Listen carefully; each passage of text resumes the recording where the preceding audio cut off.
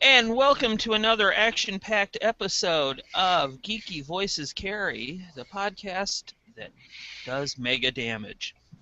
Um, Unfortunately, tonight, one of our usual band of cohorts, Stacy, will not be making it, and I will not be saying that she's dead for a change. So, unfortunately, apparently they're down to one car in the household, so that means no podcast for Stacy. With me, however, is our token Canadian, David Rollins, Hello. Hey. and and as always, Josh Thompson.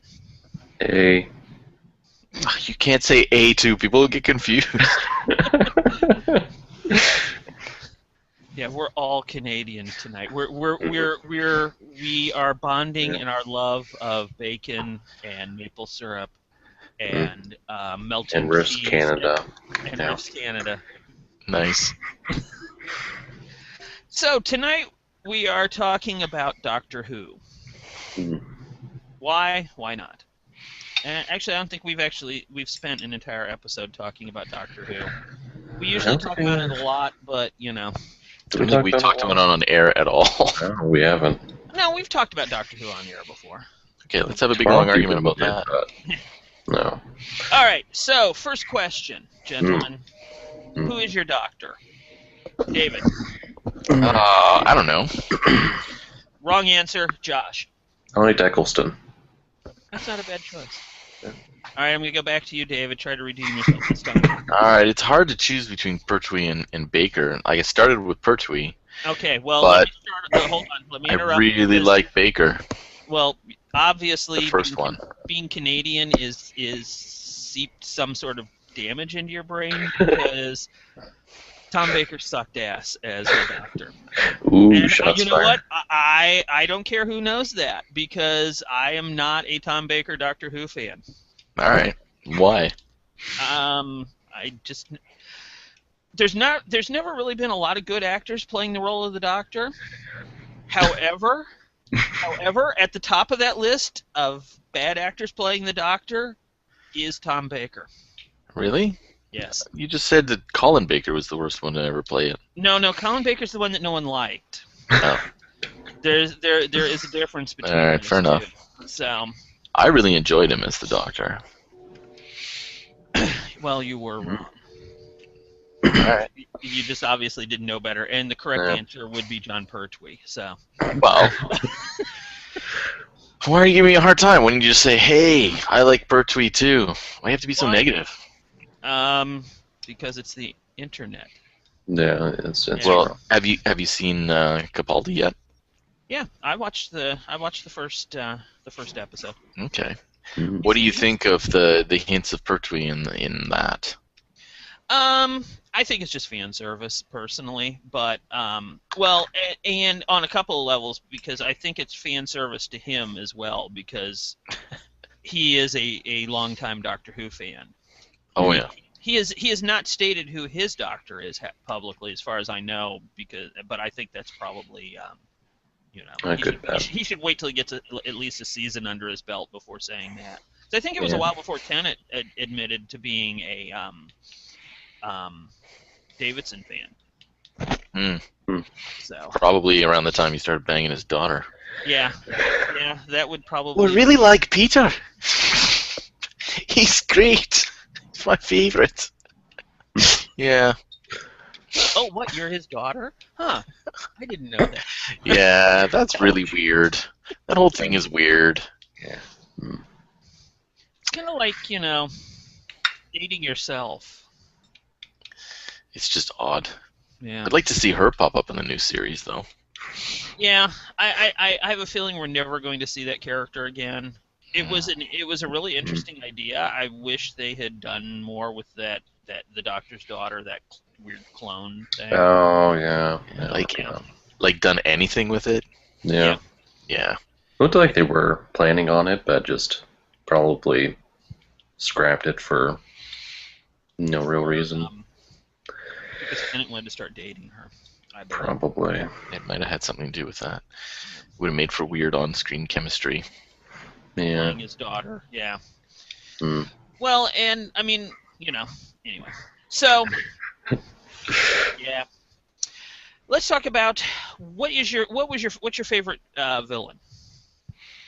Villain, alien, that sort of thing. There's been like so many of them. That's a dumb Yeah, question. It's not a dumb question. That's a pretty dumb question.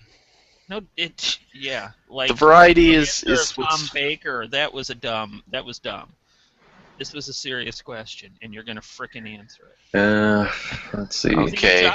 Josh is thinking while we're arguing. My favorite is the Aztec priest in the Hartnell episode where they go back in time to the Aztecs. He was an awesome villain because he was just a bastard. But he had every reason to be a bastard because they were challenging his entire way of life. And he was great. He was menacing and scary and weird. He was exactly what you figured an Aztec priest would be. With a British accent. With a British accent. Oh. Yeah, there was that. I'm gonna go with the Yeti. I like the Yeti. The Yeti? The Yeti. Actually, no. This is I will probably get grief for this because it is one of the Doctor's silliest enemies, I think. But I think it's because it appeared in Pertwee's first serial. But I've always had a weird soft spot for the Auton. For the what? The plastic guys. The plastic guys. Yeah, the Spearhead from Space was creepy, man. It made mannequins scary. Yeah, watching those mannequins. Well, and then when they revisited it in the Ninth Doctor, it was just as they come like smashing through the shop windows and stuff. That was kind of creepy. It was pretty good. I like that they went back to those guys, that they revived them for the 9th, and they did it again with Smith, didn't they? I don't think so. No, yeah, Rory turned into one for a while. No. He was just a robot. Yeah, he was just a robot. No, Rory was a plastic man. They did revisit it, but I think it was different from the Autons. Quite, no. They did revisit it in Tenet, because Tenet faced the Autons too. Remember, they turned Mickey into one. Oh yes, that's right. When they had that great scene where the trash can attacked him. Yes, the trash can ate him. Oh my god, that was terrible. That was funny. The CGI is so awful. Well, I mean, I'd rather see a dude in a rubber suit, like hoses attached to his arms. Yeah. Oh no, it's a plant killing us. One thing. As I pulled the plant across myself. Yeah. Like that bit in the you've seen Ed Wood, haven't you? No. Oh, you should. It's a great movie, but there's a scene where I can't remember which movie it was they were filming. It was one of the ones he did with Bela Lugosi, and they stole this octopus from a movie theater prop room, but they forgot to steal the motor for it. So they couldn't actually get it to, do anything. So Bella had to roll around in this like ditch full of muddy water and pull the octopus over himself while the octopus was like trying to be was supposed to be wrestling with him in the scene. And it was just really, really delicious. That's awesome. That sounds hilarious. But now, what have you either of you experienced any of the Doctor Who stuff outside of the series itself, like the books or? I read some of the books, but they were books of the episodes. Oh. So what? I read. I watched it, but I really want to read it. No, okay. Here's the thing. I couldn't watch the Hartnell episodes, so I read them. And then when I watched them later, I was like, "Wow, this is way better in a book." But Hartnell's kind of wooden. But well, I believe that was because he was like half dead at the time. Yeah, yeah. That does know. No, I haven't really, aside from reading some of the role-playing games, because you immediately go to the stats and you compare like what they think the different doctors are supposed to be, and you go, no, that's not right. It should be this. you know, um, and reading some of the background and the stuff in there. But no, I haven't experienced the radio plays. I haven't read the comics. I haven't read the books. I haven't read the older comics, but I did read. I read the first issues of the brand new ones, the Titan comics, the ones that just came out in the last month or so. And well, I talked about them on the blog, but they were pretty good. I was very impressed that they managed to make the story feel like episodes of respective doctors, and each one, because it had that. Because each doctor has their own kind of feel once once they get going. So, the comics really managed to do a good job of having that individual feel. Like the Matt Smith Doctor comic was a lot more manic than the Tennant Doctor comic. Both were very good. I really liked the art. The art in them was phenomenal. I wholeheartedly recommend checking them out. All right. Okay. So, I did read some of the novels back in the day. I liked the because the Eighth Doctor, that was about the only way you could actually get. Yeah. The Eighth Doctor was through the novels, and some of those were actually pretty cool. It was cool because of the fact that they didn't have.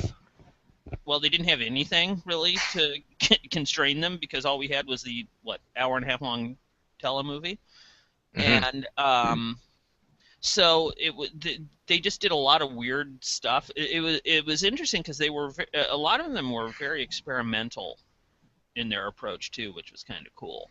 But I think the fact that their doctor was pretty much a blank slate was what allowed them to do whatever the hell they wanted with the Eighth Doctor. Well, didn't they do a lot of radio plays with?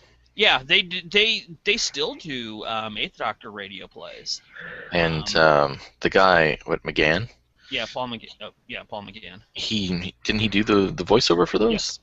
Yes. Every Doctor Doctor Who audio drama is done by the particular actor.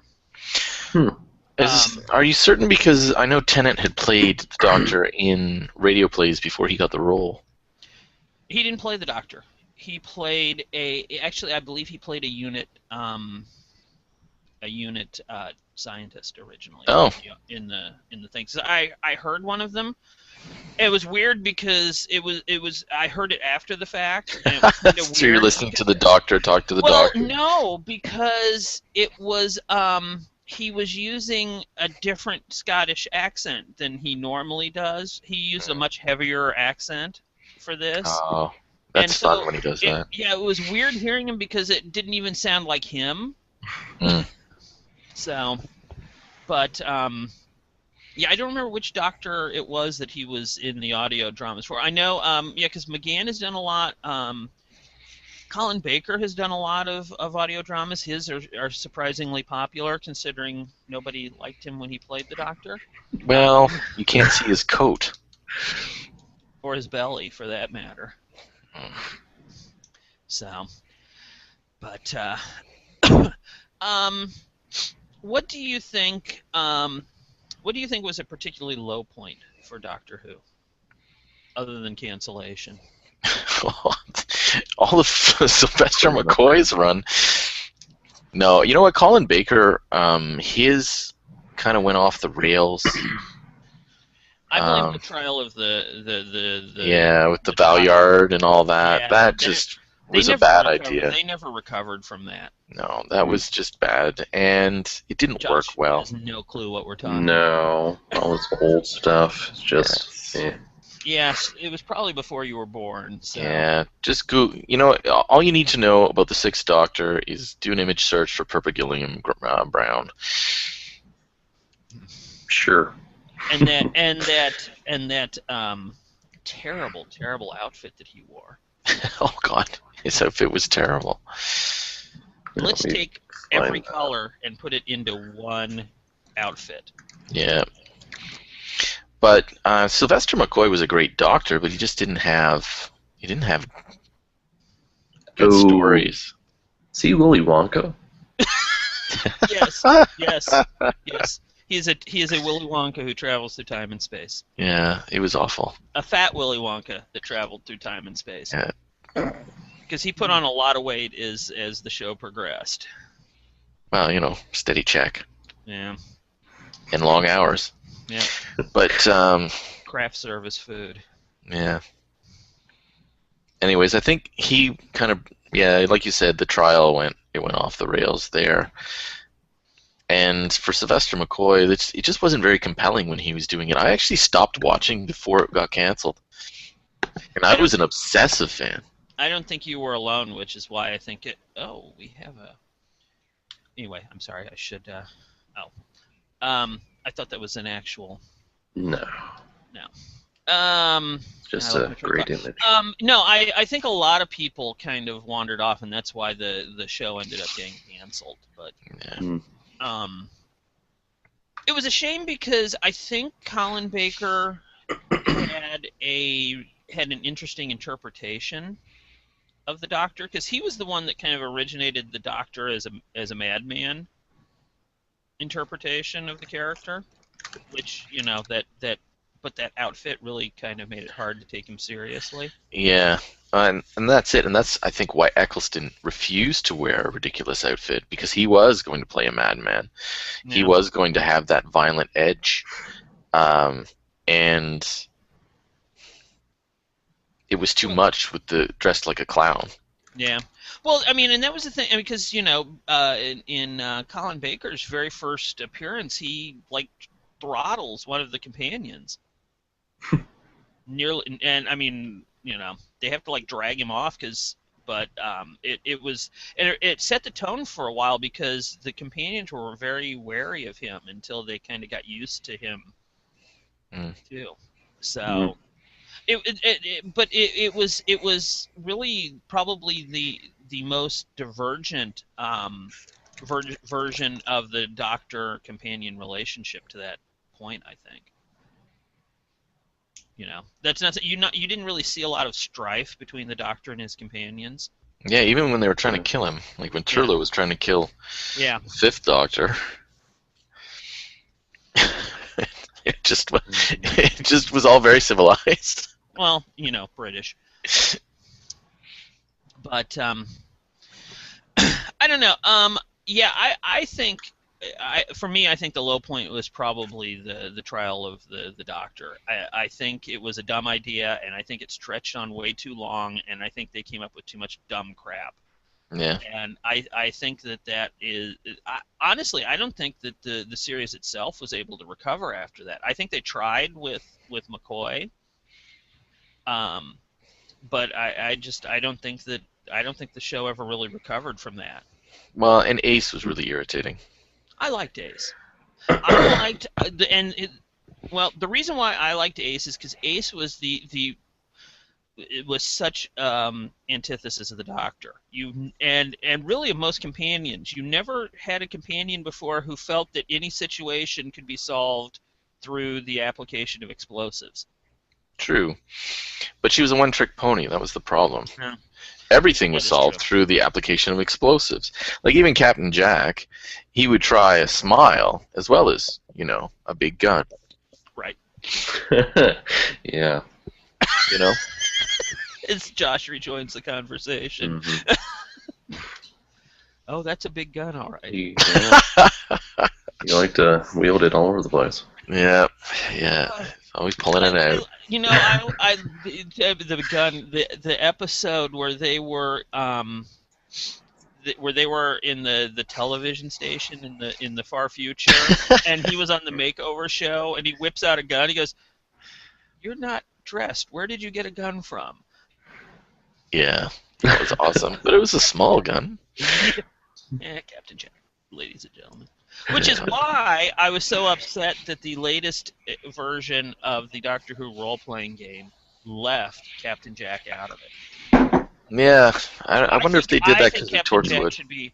I think Captain Jack should be a core book character for Doctor Who at this point. He is one of the companions, so. Yeah. Not just that, he's also the mover and shaker for Torchwood. Yeah. Yeah. He saved the world with his blood. Spoiler. Yeah, but that's like a 3-year-old spoiler. Whatever, it's the internet. Yeah. Everything's a spoiler. Oh, we didn't do our spoiler warning at the beginning of this, did we? No. We will be spoiling 50 years of television for you. Strap in. If you've never watched Doctor Who, this is the wrong episode of a podcast for you. That's awesome. The Doctor I seriously doubt they're going to go watch the old stuff. The old stuff is great, man. They killed this guy 12 damn times, and he keeps coming back. He's like Rasputin. Captain Jack. Yeah. Captain Jack, they kill him, I don't know, several times an episode. Hell, they killed him a couple of hundred times just in the last Torchwood series. Yeah. So, but,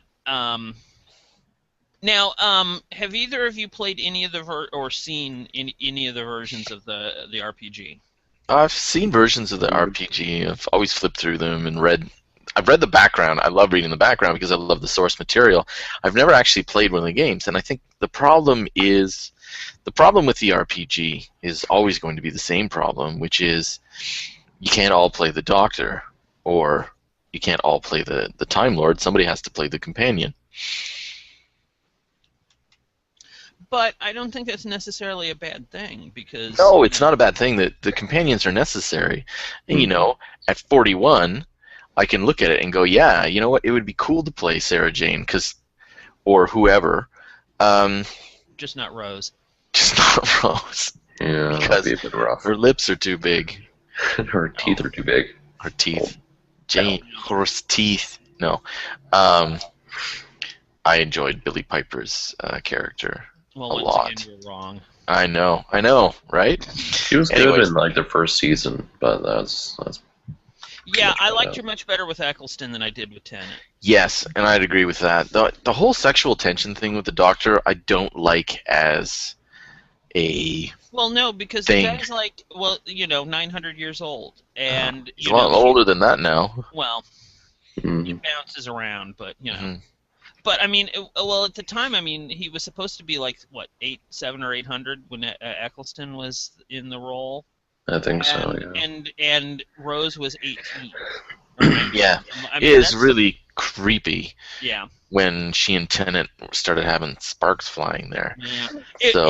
It's kind of interesting because during the tour that they just did, the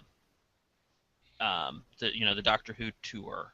And they took, the actors and things and went around to various places. And but in one of the interviews, they had Capaldi and Coleman on stage, and some person asked if there was going to be any romance between the characters, and they were both like, ew. It's like, well, I mean, because Capaldi's old enough to be like her grandfather. Oh, yeah. Probably. So, yeah. Well, what I like about the return to him as an alien, as a distant kind of character, it's a good way to go back to. It's. Well, I prefer it. I think to a degree we got that with Smith. I think a lot of the weirdness of Smith's Doctor was portraying the alienness. Yes, but he was still the space boyfriend. Well, yeah. And I think they addressed that really clearly even in the season opener, which is nice. Yeah. Well, he said, "I'm not your boyfriend." Oh, spoiler. Yes. And then he died. Yes. Yeah. And then David Tennant came back as the Doctor. Because he has issues. Yeah. And I don't want to go. He came back because he's like, oh, I get to use a Scottish accent now? Yeah. I'm back. Well, and, he can't really hold a TV show, so he decided that it was a good idea to come back as the Doctor. Yeah. So the whole Capaldi thing is just a big smoke. It's a scam. Yeah, Tennant is back. He's going to be the 10th 13th. and 13th Doctor. He's the 10th, 11th, and 13th. Yeah. Yep. And John Hurt is going to be his companion, but he's not going to be a doctor. He is just John Hurt. John Hurt. John Hurt is playing John Hurt, and they're going to go through various points in John Hurt's timeline. So we're going to get to see like the Doctor on the set of 1984, and Merlin. And Merlin. It'll be John Hurt will be a dragon companion. Yeah. We'll just never see him go in or out of the TARDIS. They'll just he'll be going in and out of the TARDIS, but that will be never mind. Wasn't worth it.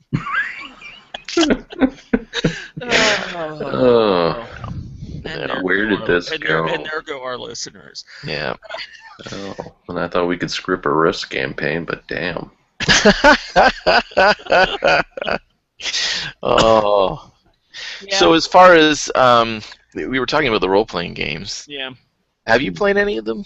I know you own. I ran just a short intro thing I've never actually played or owned the original one, the FASA Doctor Who.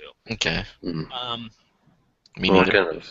But those were really expensive where I live, and we couldn't even get them. What kind of rule set does the new one use then? It's an original rule set. It's very much akin to the Unisystem. Okay. But it's not a bad system. It has some interesting things. One of the things that I really like about the rule system is that it gives a low priority to combat. Mm. So if you're in some sort of conflict, the person who tries to fight, like the Brigadier, when he actually goes last, and then the person who tries to talk to people, they always get to go first. Mm-hmm. That makes sense. That's interesting. I thought that was a kind of a cool way to do it. That that really does a good job of simulating the reality of the show. Yeah, that's interesting. Yeah. But I mean, it's a good game. I like it. It's always had really good production values. Well, it's the art they just steal from the series, right? They just pop it out and stick it in. But I mean, beyond just that, I mean, the latest edition of the rule book, the one I got at Gen Con, it's just packed full of art, including photos of Captain Jack, who's not not in the rules. Yeah. So Martha's in some of the pictures too, and she is also left out of the. What? Martha is like the screwed companion, and not literally like Rose was, but. Nice.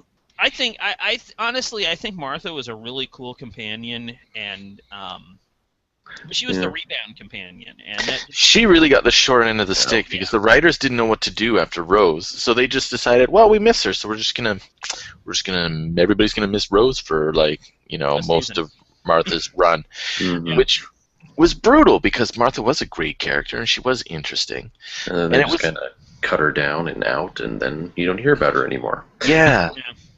Except once or twice. And then, hey, as the ultimate insult, let's marry her off to Mickey. What? Off panel, we'll. They marry never her off did to that. Mickey. Yeah. No.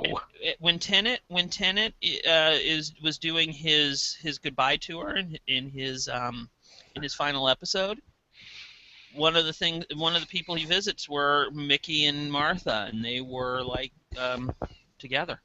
Oh, I don't remember that. Yeah. That was such a long, painful goodbye. I blotted most of it out. Well, to be honest, looking for a low point of the series, man. That's a low point. And awful swan song. Well, this is probably going to be another unpopular opinion, but honestly, I think that Tennant should have left the show a lot sooner than he actually did. I think those last couple of seasons The almost seasons where he was just doing specials. Yeah. Let's do like 3 episodes and let him do Hamlet because Hamlet was awesome. Because there's such a demand for Tennant on stage apparently. Yeah. And they didn't let Smith do that. The minute he started getting busy with other stuff, they cut him. Yeah. Well, he wanted. It's a lesson they learned. Yeah. Well, yeah, but I think he was ready to move on when he moved on. So. Yeah, but it was good that they didn't keep him. Yeah. He had a good run. He did have a good run. It was a bit much actually at the end. Actually, I didn't really care much for him at first, but Smith grew on me, and he sort of became my favorite of the contemporary Doctors. I liked him right away. The callbacks to Troughton were really fun. Yeah. And his alienness, the fact that he was just messed up and didn't fit, that was actually wonderful. The thing that made him kind of grow on me. I loved the episode where he lives with that guy. Yeah, where he goes, I'm your roommate, and like hands him a bag of cash, and yeah. But that was a good episode. Really, he keeps talking about how good he is at football, and then when they go to play, he has no idea what they're talking about. And no, he says, "Do you know how to play football?" Well, I'm not sure, but Matt Smith was a professional football player. So I'm just waiting, right? I'm waiting. Oh, they're gonna go play football. Are they just gonna let him do his thing? And they totally did. It was fantastic. He's like, oh, I'm really good at this game, and then he was the big hero, and the guy's like, what the fuck? He says, what, am I supposed to just introduce you as the Doctor? This is my friend the Doctor? Yeah. Yeah, just Doctor. Doctor?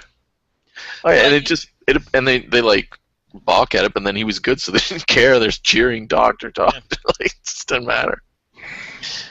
But yeah, I mean, I really liked the way he played the alienness of the Doctor. I think he was the one. It was really interesting because in Smith's Doctor you had this really interesting dichotomy because he was so alien, and he really a lot of the time had a hard time kind of understanding what culturally or socially what people were doing around him. But at the same time, he was also the most empathic of the Doctor. I mean, even more so than Tennant. And because, like, when I talk about the comic, in the first issue of the 11th Doctor comic, he meets the woman who's probably going to be the companion in this story. He meets her. It's one of these things. An alien appears in London. The Doctor's chasing him. Oh my God, and then But then, he kind of runs off and does his Doctor thing, and then a couple of days later, he pops up in her apartment in the TARDIS, and he goes, "Hey, I don't know if you remember me or not. I was the guy with the big alien dog," and he goes, "I just wanted to come by because I thought you were so sad," and I think that was just so, that was just very. I mean, because Matt Smith's Doctor was all about the feels, which is part of why I think an episode that was like that, yeah. Which is why I think in part the internet embraced it so that Doctor so tightly was because it was more about how things feel than. Yeah, that's fair to say. And as clueless as he was, he had more of a clue than Stormageddon's parents did when they were like dancing around. Well, sorry, it's just hard to take. I always thought that was funny, but Stormageddon. You can't just call him Nut Mum. Well, I speak baby, and he's a dinosaur. And dinosaur. Although that was really tragic when he was just translating the dinosaur in his sleep. I don't know if he was actually translating the dinosaur or if that was actually the Doctor. Yeah. I think they want us to think he was translating the dinosaur, but they left a lot of stuff vague and ambiguous in that episode, and it was magnificent. Yeah. I think honestly, I think that was just kind of a stream of consciousness of the Doctor himself. Could have been. Mm-hmm. Maybe not. And never, ever let the doctor try to save you because it will not end well. Yeah. Yeah. So, Especially if it's the attendant as the doctor. yeah.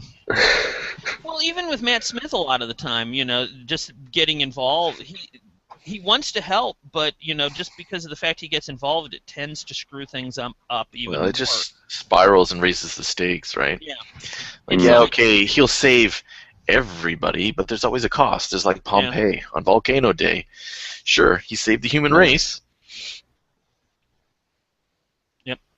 But he killed everyone else. And he gained an upcoming face. From that day, and they call back to it, which I like. And for him to choose a face, I don't think that's outrageous, because Romana did it. Yeah, Romana did it. In Baker's run. Yeah. Tom Baker's run, 4th. Yep. Well, Romana wasn't in the other Baker's run, so... No, she was gone. She had taken off into E-Space with those furry dudes. Which is, I'm sure the internet would have loved that, too. Well, furry dudes, so... Yep. Time-sensitive furry dudes. Yep. Yeah. And really, I mean, what more can we really say? And I think at that point we should probably segue into our something cool. Oh, no. We haven't really explored the whole role-playing game thing, especially with the balance between the Doctor and the companion. Now, somebody was telling me about how in one version of the game, companions have an ability where they can actually scream for the Doctor, and it gives them a mechanical benefit. That must have been the old FASA one. Is that the old FASA? It might have been. I don't know, because that doesn't sound familiar to me. Okay. Because the new game basically uses a kind of... one of the reasons why I draw a parallel to Unisystem is it uses a very similar kind of fate point mechanic. Okay. And part of the way that they balance things, much like in Unisystem, is that they give more of these points to companions than they do to the Doctor. Well, that makes sense. That's part of why he needs them around. Right. Yeah.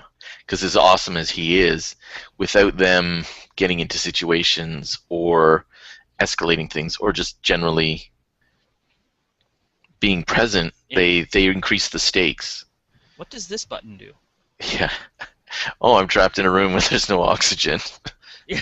Or whatever. Yeah. Or, yeah. They raise the stakes because the Doctor on his own is a little bit odd. Yeah, he'll just wander around, Sonic a few things, and then go back into his box. Yeah, exactly. I always thought and by a Sonic good... a few things, I mean pick up chili dogs at a popular restaurant chain. Exactly. I always thought a good system to do that kind of an adventure would be Vince Baker's Dogs in the Vineyard. Because of the escalation. You would be wrong. No, I think it would work great. Because the companions would have the relationship dice, which would bring them, again, it's kind of like the plot points. And because the escalation of conflict depends on what people have as far as dice go. If nobody has a weapon, they're not going to escalate into violence.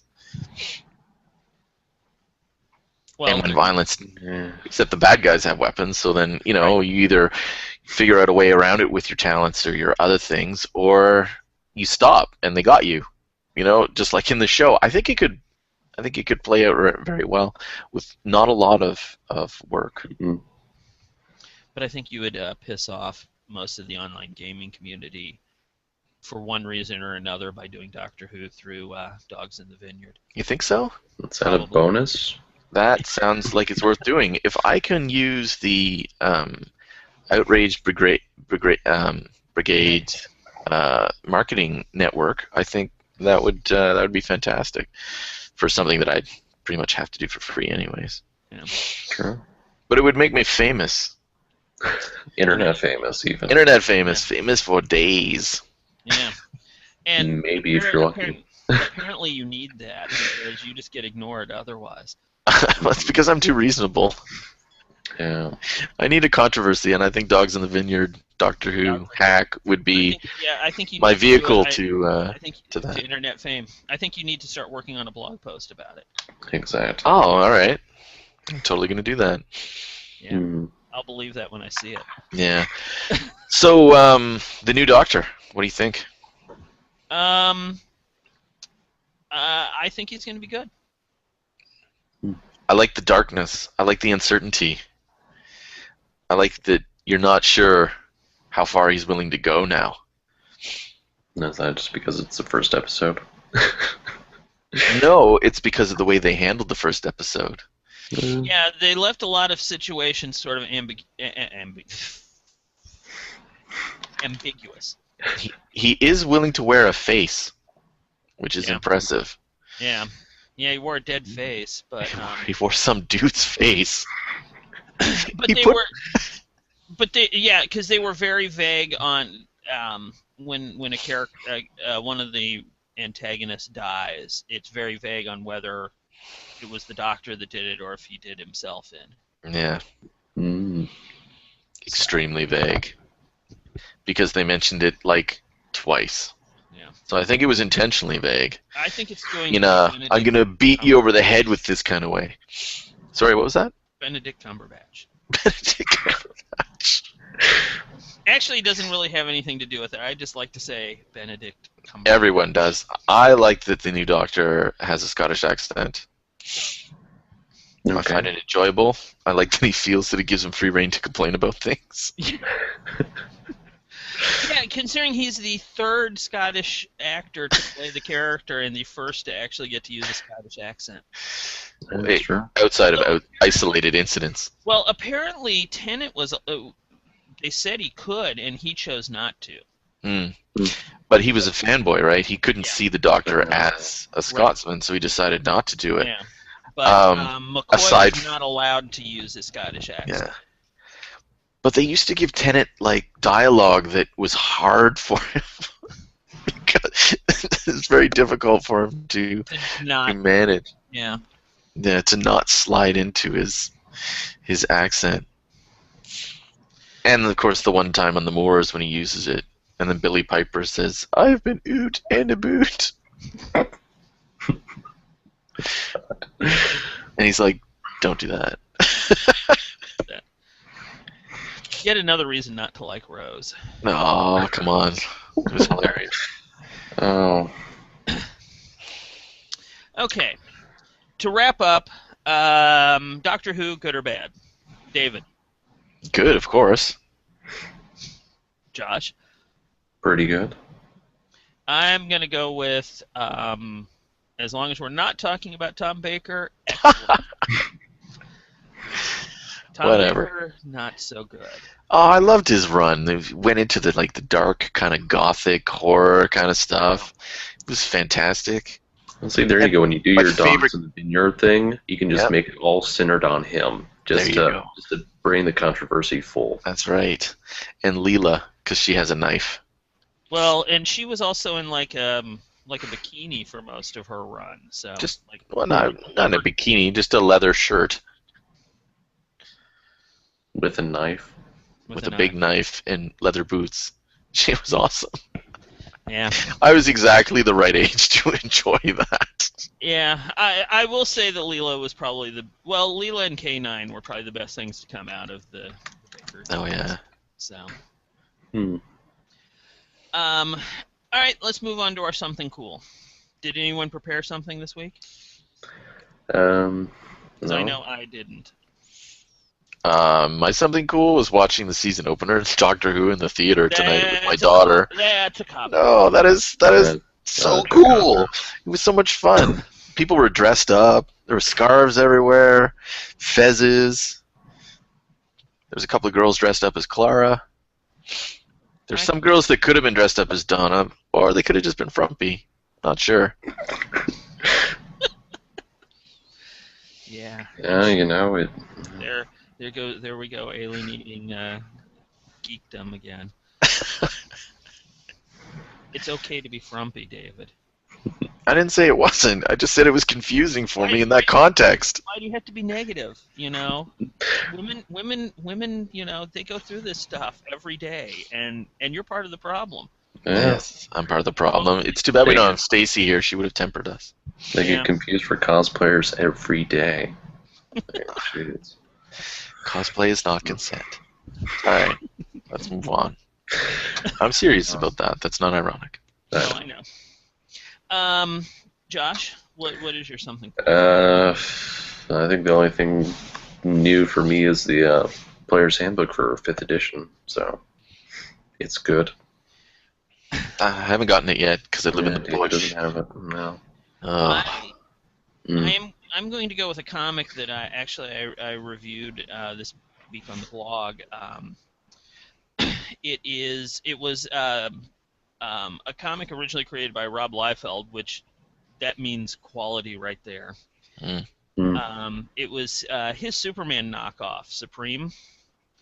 Over the last few years, he's been kind of reimagining his characters by hiring people who can write and draw to actually create them for him, rather than, you know. That's a good move. Yeah. And the latest one actually is a revamp of Supreme done by Warren Ellis and a female artist whose name I will massacre, so I'm not even going to bother. But you can I don't know. I think you need to give her name, or you're part of the problem. Oh, I am part of the problem, so that's why. Man, you just fridged an artist. Yep.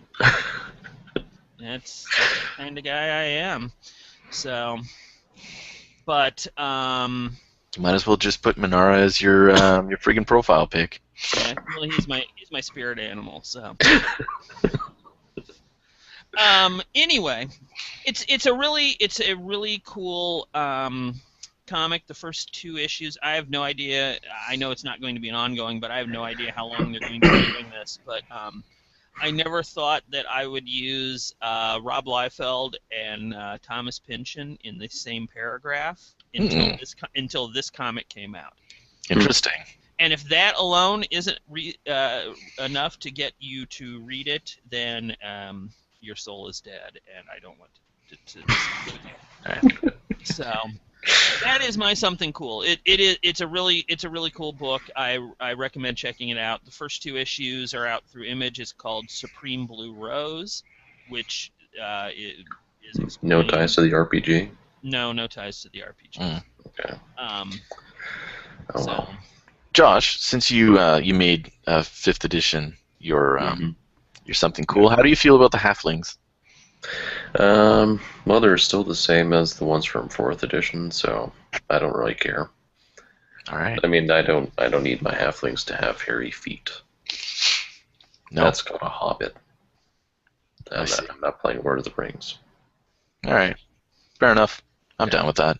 Yeah, I think once again the internet needs to kind of get over itself, and I think